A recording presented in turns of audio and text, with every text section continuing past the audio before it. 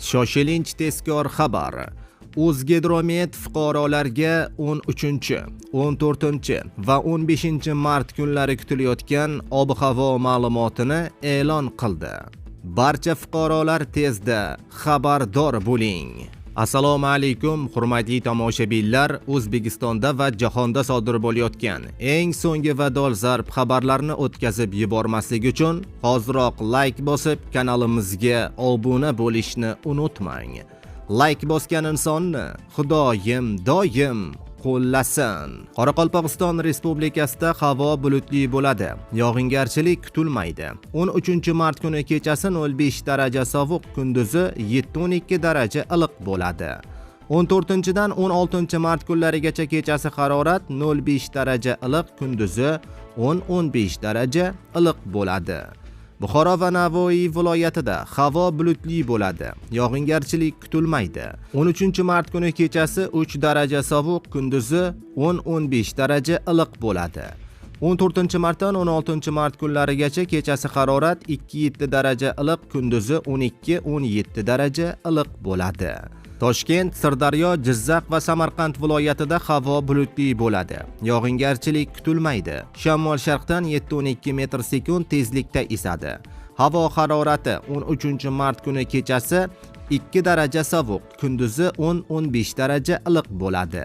14, 15 va 16 mart kunlari kechasi 2-7 daraja iliq, kunduzi 12-17 daraja iliq bo'ladi.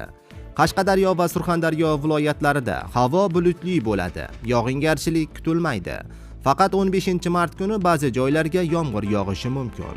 Shamol sharqdan 7-12 metr/sekund tezlikda esadi.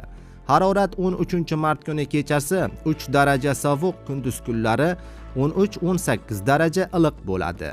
14, 15, 16 mart kunlari kechasi harorat 5-10 daraja iliq, kunduzi 18-23 daraja iliq bo'ladi. Andijon, Namangan va Farg'ona viloyatida yog'ingarchilik kutilmaydi. Shamol sharqdan 5-10 metr/sekund tezlikda esadi. Harorat 13 mart kuni kechasi 3 daraja sovuq, kunduzi 8-13 daraja iliq bo'ladi.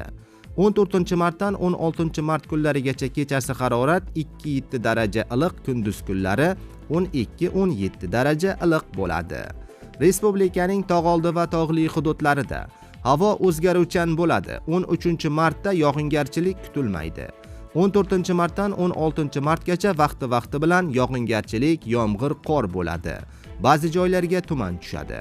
Shamol sharqdan 7-12 metr/sekund tezlikda esadi. Harorat 13 mart kuni kechasi 5-10 daraja sovuq, kunduzi 0-5 daraja iliq bo'ladi. 14dan 16 martgacha kechasi harorat 0-5 daraja sovuq, kunduzi 5-10 daraja iliqqa ko'tariladi, deyiladi xabarda.